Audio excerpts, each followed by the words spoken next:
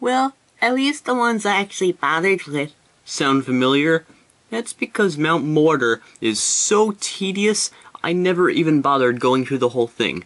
3 entrances? No, not that again. Also a whopping amount of HMs you'll need going in there. Surf, Waterfall, Strength, and in the original Gold and Silver games, Flash. But make sure you only have 5 Pokemon upon entering this place. Because when you defeat the Karate King, he won't give you a Tyrogue unless you have an empty slot in your party. It's always funny whenever that happens, and this is the worst offender of the whole series. He's at the very end of the cave. Past all these random encounters, this garbage truck of items you have to go extremely out of the way for, and these 2 trainers, these 2 hopeless trainers, a Pokemaniac and a Super Nerd. Maybe they should get together and have a dinner at some bar. The Pokemaniac could order some French fries with like ketchup and mustard, and mayonnaise. And the Super Nerd could get the double deluxe hamburger with lettuce, tomato, and onions. And they could split strawberry kiwi smoothie. Meet up with each other's lips for a big fat kiss. There's also this other trainer with a Slowpoke, but I didn't include him because he was too late to the party. Get it? Please just get on with the gyms.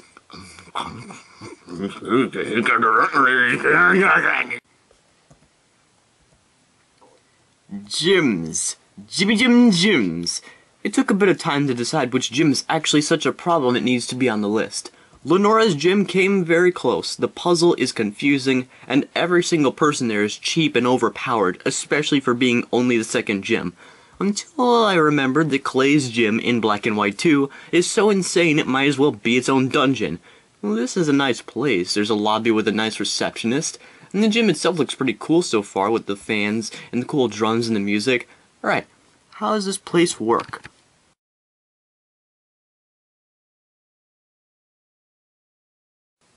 I repeat, how does this place work? You move on a conveyor belt across several different squares.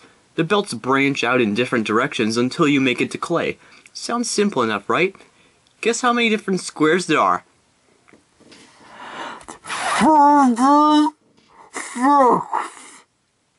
36 different squares to keep track of. There are tons of trainers throughout the gym, and if you want to beat them all, be prepared to take every possible direction and turn about a dozen times.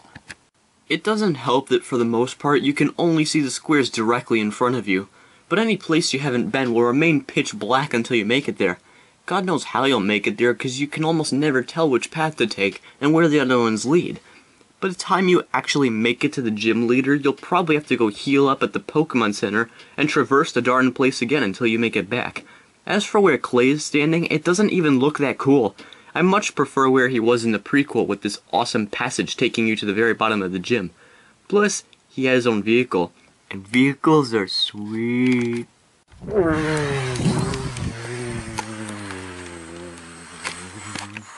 But in the sequel, no such luck. One more thing to mention. One of the junior trainers says that the gym was made both times by Pokemon that were pretty much forced to dig for hours on end. Apparently, you can still smell their sweat and tears. Okay, why would you want to be in this place? Now I completely understand Team Plasma. Not only did these random Pokemon have to go through all that work in the first game, they had to do it once again just for fashionable remodeling purposes. And what's more, they completely removed the big hole that was created in the first game, so all that abuse was for nothing. Clay, not only is your team a pain in the neck, but so are your actions. Literally. Although, if they were using a bunch of Bunnelby, then I could care less. Number 4 is a tie, but first I have to explain something. Everyone who's played a Pokemon game complains about the unskippable tutorials. Most of the time it's to introduce some unnecessary new mechanic that most people never even use. Some of these mechanics are actually pretty fun, like Join Avenue. However, what was barely entertaining is the first place that makes the number 4 slot. Pokemon Musical. Are you kidding me? You gave us contests in Hoenn, expanded upon them in Sinnoh, and now we just have this? All you do in the Pokemon Musical is watch your Pokemon dance and occasionally hand them stuff like an umbrella. This, in my opinion, was quite a step down. I also can't stand how Bianca forces you in there the moment you reach Nimbasa City. Bianca, shut up and stop acting like you're at a One Direction concert. I just want to go east and catch a Solazis already. But the other place that takes number 4 is what we got in the sequel.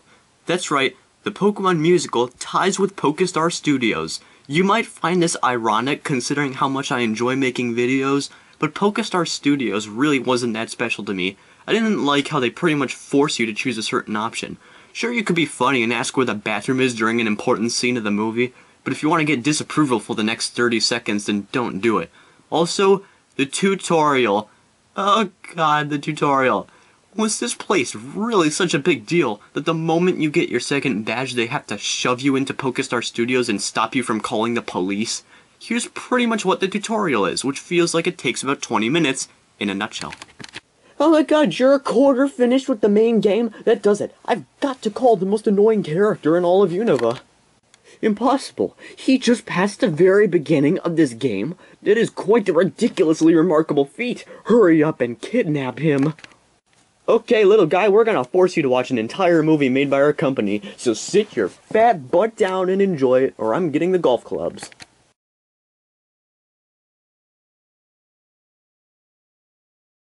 Okay, now you have to reenact the whole dang thing for some reason. You better win this pointless battle or we'll give you about 5 minutes of mental torture. Alright, now you're gonna watch the whole dang thing all over again. Make sure you feel awful about yourself because the audience is sleeping right now thanks to you. Now we're gonna blabber on and on and on about this place, to the point where we nearly talk about what our kitchen floor tiles look like. And then we'll let you free from our sick grasp. Hope you enjoyed it. I wouldn't mind Pokestar Studios nearly as much without this part of the game getting shoved down your throat right at that moment. Because of that, this place and Pokemon Musical tie in at 4th place. Now we're getting to the places I truly despise. Number 3 is a location that is also in Unova.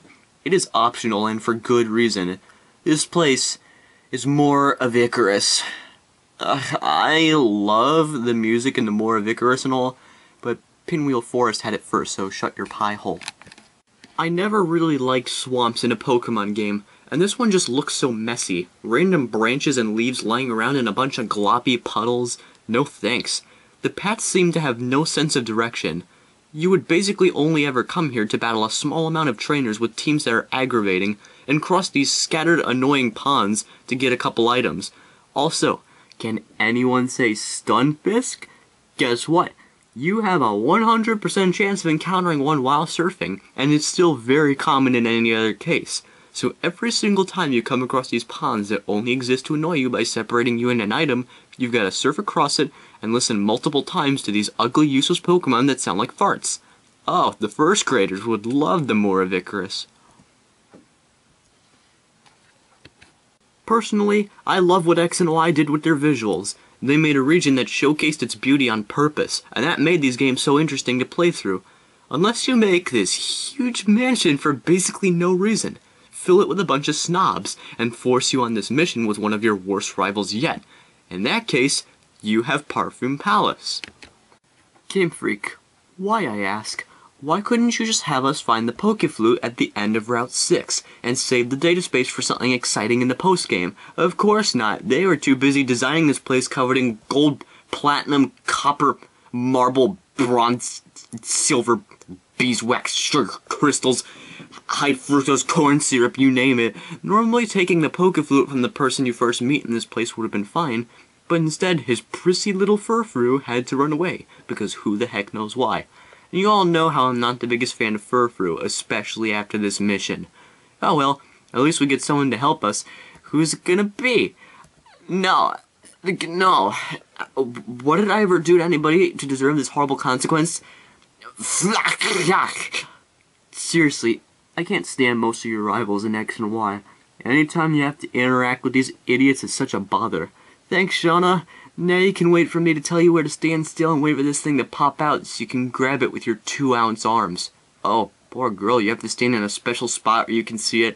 Yeah, you all thought the Farfetch chase was bad enough.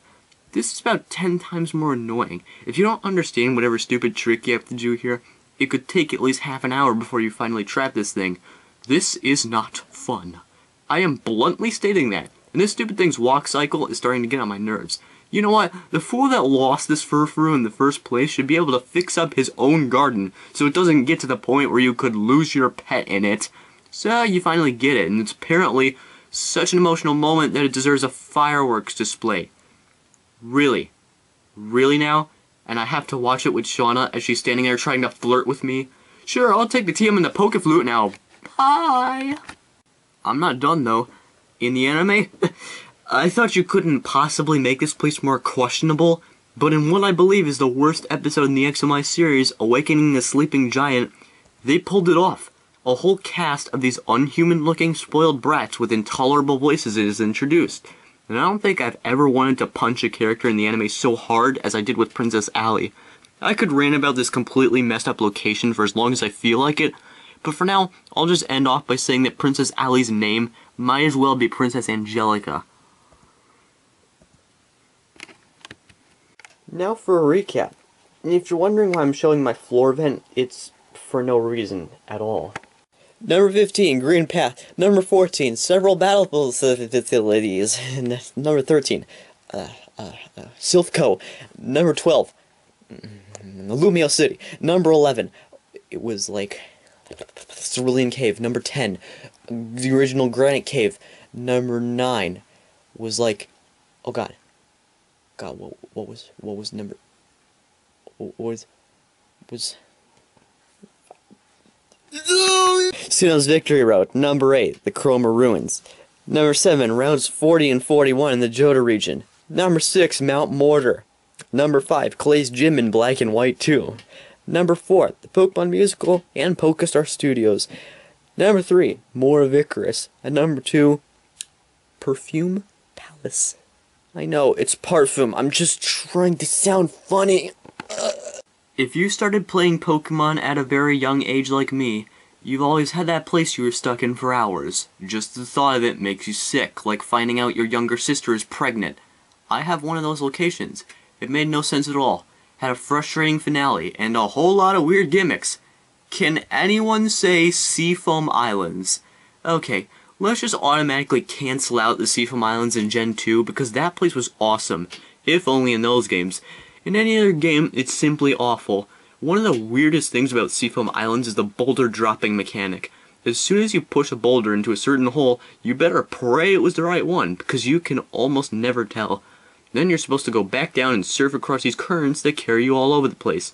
They take you in so many different directions, it could take forever trying to figure out which boulders you're supposed to drop down in which locations. Not to mention accidentally blocking off another boulder and not being able to use that one until you exit and re-enter the floor.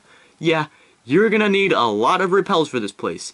You can never tell which current is the right one, because trying to do that is like... You got this? Because I'm not sure which is the right one, but just try one of these, because I think it might be right, and good luck. If it's the wrong one, then who knows where or how far back the stupid thing might take you. The directions in Seafoam Islands are just so unclear, and if you're stuck, trust me, the music will get to you. After 4 floors of this nonsense, you don't have to worry about catching Articuno. Still to this day, it is one of the most difficult legendaries I've ever captured. Sleeping with 1 HP has never been so ineffective against any Pokemon I've seen. You know what, Articuno? You look like a light blue corn cob. For many years, Seafoam Island has haunted me with its ridiculous puzzles and its nearly impossible legendary battle. To top it all off, I even got another person stuck in there once on accident. I am Lightning Manectric, and I had to sit there watching, getting scolded for about 45 minutes. Curse at you, Gen 1! I knew it! I knew it was a health hazard! I now have 2 extra people to thank for subscribing to me. That is the Toad Show and... I'll Mario all day. I definitely embarrassed you when I said that. I exclaim, uh-oh! Yeah, that's my cat. He's real. He's not dead.